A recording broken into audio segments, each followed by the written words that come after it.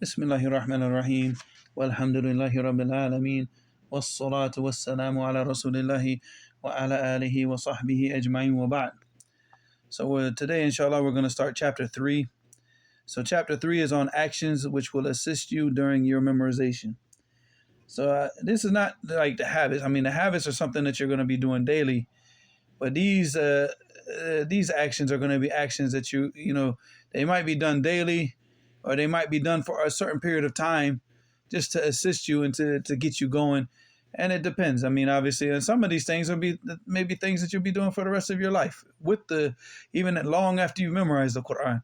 So I mean, because you're going to see from the first one, the very first action, which is learning the Arabic language, it never stops. It's something that's going to continue on and on and on and on and on until you're dead, basically. Because I mean, as long as you're going to be a Muslim, and as long as you're trying to constantly learn more about the Deen, then you're always going to be, in this type of a case where you're trying to get stronger and stronger in the Arabic language. That's not going to stop ever. It's not going to stop.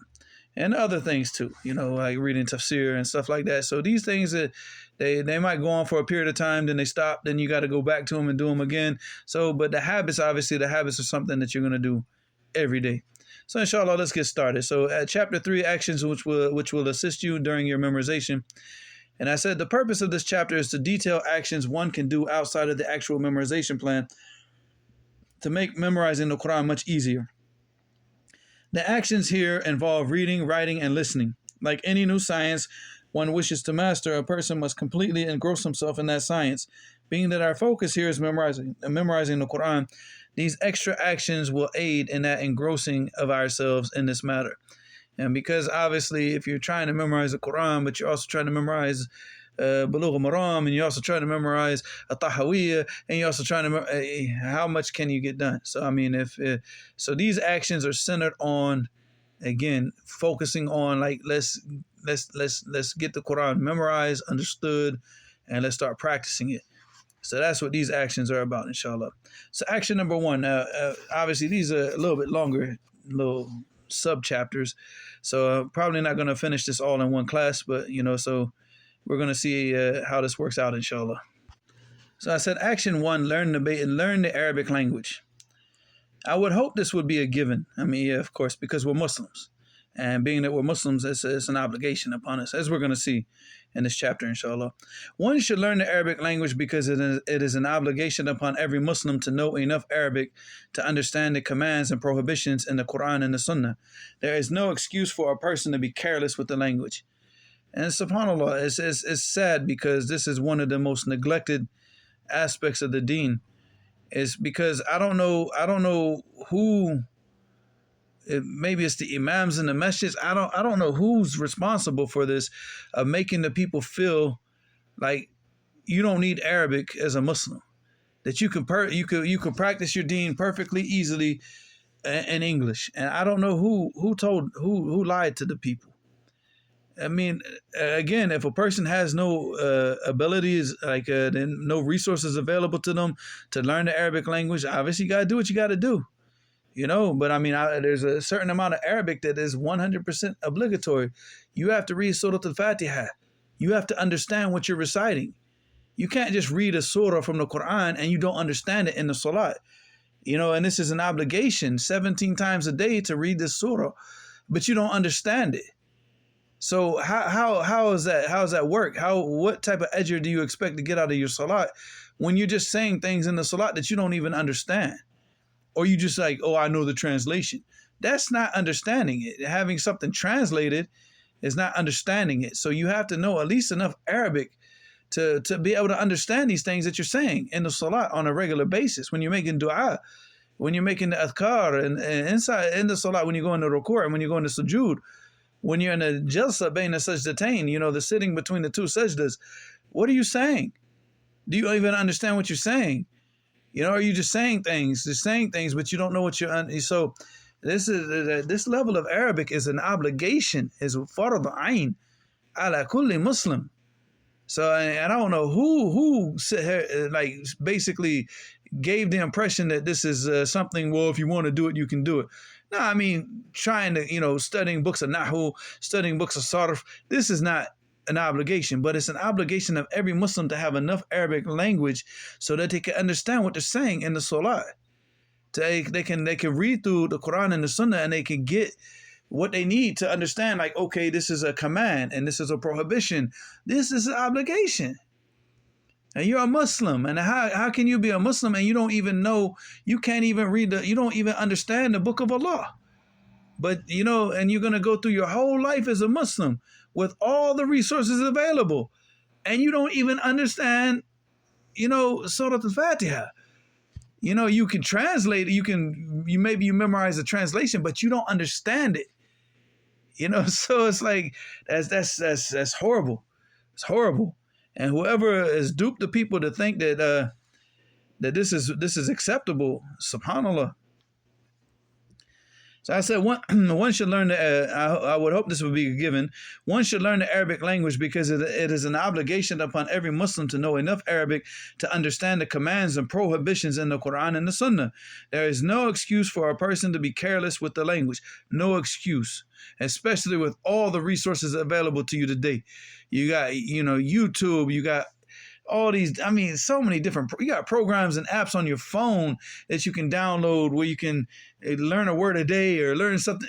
You could so easily.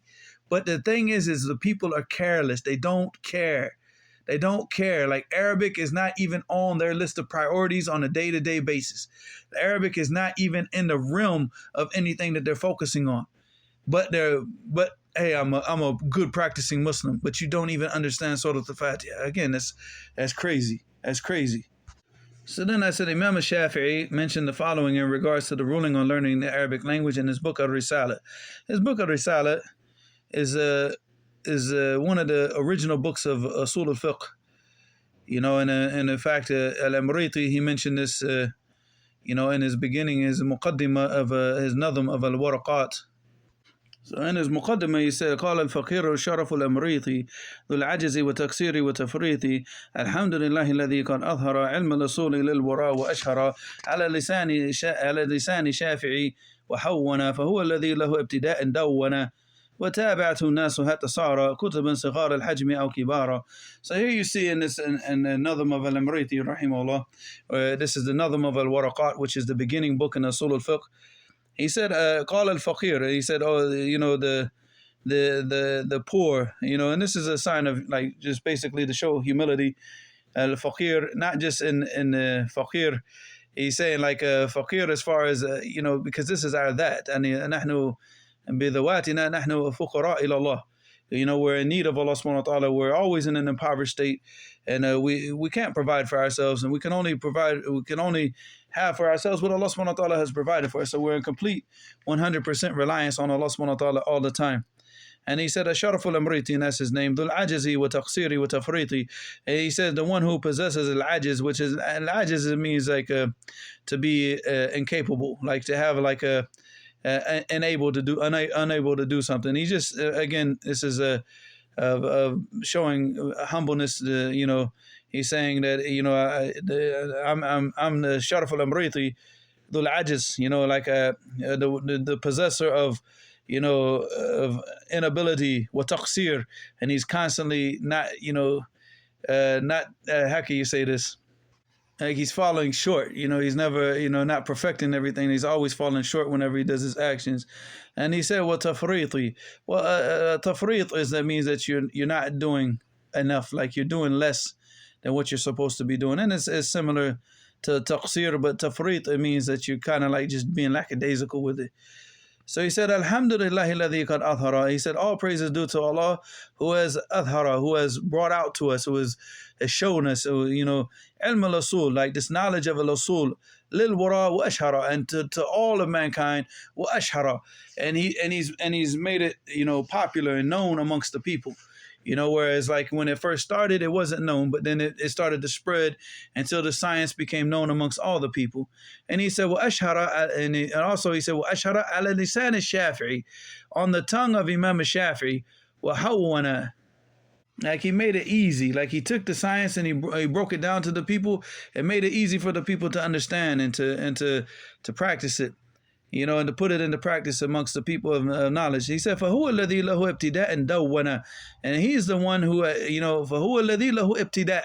Like he's the one who started it. He gets the credit for, putting the science. And he said, وَدَوَّنَ. وَدَوَّنَ, it means to put it into a book. So like to collect the science together, because the science is from the Qur'an and the Sunnah. It's not from Imam Shafi'i. But Imam Shafi'i, he read through the Qur'an and the Sunnah, and he took out these principles and he put this into the science. So this way that we can see, what a general rule is and what a specific rule is. What is something that's that's clear, and what's something that needs more explanation. What is something that is an amr, which is a command, and what is something that is is something that's mustahab. What's the difference between the two? So he went through the Quran and the Sunnah, and he took these principles out and put them together in Usul al-Fiqh. So he said, فَهُوَ الَّذِي لَهُ ابْتِدَاءً دَوَّنَ وَتَابَعَتُ النَّاسُ حَتَّى صَارَ. And the people followed him after that, hatta sara, until the knowledge became what? Kutuban sighar al-hajmi aw kibara. Until we started to see like these small books and then large books. We saw all the ulama after him, they're taking this science, they're learning this science from him. And then they're writing smaller books and larger books. But the book that he's talking about, where Imam Shafi'i started with the science, was Risala. So the Risala is the mabda. This is where he put the science into he took all these principles and put them into one book, was a Risala, which is a very famous book in the Usul al-Fiqh from Imam Shafi'i. And it's one of the, anybody who studies Usul al-Fiqh deeply, this is like mandatory reading, basically. Mandatory reading. All right. So he said in the Risala, he said, فَعَلَى كُلِّ مُسْلِمٍ أَن يَتَعَلَّمَ مِنْ لِسَانِ الْعَرَبِ مَا بَلَغَهُ جُهْدَهُ حَتَّى يَشْهَدَ بِهِ أَنْ لَا إِلَهَ إِلَّا اللَّهُ وَأَنَّ مُحَمَّدًا عَبْدُهُ وَرَسُولُهُ صلى الله عليه وسلم ويتلو به كتاب الله وينطق بالذكر فيما افترض عليه من التكبير وأمر به من التسبيح والتشهد وغير ذلك. So he said that it's incumbent. It's an obligation upon every single Muslim to learn the Arabic language to the best of his capabilities, so he can bear witness. Because you as a Muslim, you're coming into Islam saying, Ashhadu an la ilaha illallah wa anna Muhammadur Rasulullah. You need to understand what you're saying. You need to understand it. And the more you understand it, the more it has meaning, and the more, how can you implement something that you don't even understand? And how can and this is the reality. He said upon every Muslim to learn the Arabic language to the best of his capability, so he could bear witness that none has the right to be worshipped except Allah, and Muhammad sallallahu alaihi wasallam is his servant and messenger. And he can recite the book of Allah, say the different adhkar that have been made obligatory upon him from the takbir, the tasbih, the tashahud, and other forms of adhkar. And then this is it. And this is the reality. And this is an obligation upon every single Muslim. Nobody is excused from this. Nobody is excused. I mean, this was the people from the past when they became Muslim, like the different areas that fell under Islamic control when they accepted Islam. Like, the areas of Persia, Sham was under the control of the Romans. And then you had other areas off to the east of the Arabian Peninsula that were under the control of the Persians. So you had the Romans, the Persians, and the people, they were raised up on their language. Whatever they spoke. So you had the Roman language, which is more than likely Latin at the time. You had the Persian language, and the language that they spoke. But when they all entered into Islam, they all took Arabic as their official language. And all the kids and everybody started to learn the Arabic language. They were not taking and translating this stuff into their books and studying the religion in their own language. They all started studying studying the deen in the Arabic language. So you see, like Imam al-Bukhari is not from the Arabs. He learned the Arabic language from the time that he was a kid, because it was mandatory in their schooling and their learning. You're not going to sit with a muhaddith that's going to teach you in English. And you're not going to learn the deen. If you're going to learn the deen, you have to know the Arabic language. So that's why you see all of the treasure trove that we have from the knowledge of the people before, it's all in Arabic. Nobody was like sitting there translating and writing these large books of fiqh in their language. This is something that you see going on nowadays because the people are too lazy to learn the language. And we have to somehow get the message to the people so they can understand how to worship Allah correctly. But the thing is we should also, at the same time of, translating certain things, like what the people need, but, encouraging them, like, that's all we're going to translate for y'all. If you want to learn, you need to learn the Arabic language. because that's an obligation upon you. You know, we can't have like, you know, English speaking scholars like this. That's the only language they know. They don't even know Arabic. And that's what's happening now. You got these people now that get up in these conferences and talk in these different Islamic conferences. They don't even know that. They don't even know Arabic language. They don't even know Arabic. But now they're like speaking and Sheikh Fulan and Sheikh Fulan. Yeah, subhanAllah, it's a disgrace. It's a disgrace. It's horrible that this is the type of situation that we're in. So inshallah, I'm going to stop now because of the time restraints. Inshallah, we're going to continue from here. I mean, there's still more as far as like, I mean, I mentioned another, you know, more also in the Believer's Handbook for Seeking Knowledge, also about the Arabic language and the fact that it's an obligation upon the people. So you can also go back to that and you can see what was brought in that book. But yeah, I mean, there should be no doubt. No doubt. I mean, a Muslim who has no desire to even learn the Arabic language, that's crazy. That's crazy. I mean, that's beyond anything that it can even be understood. والله المستعان وإلهنا سبحانك اللهم وبحمدك أشهد أن لا إله إلا أنت أستغفرك وأتوب إليك.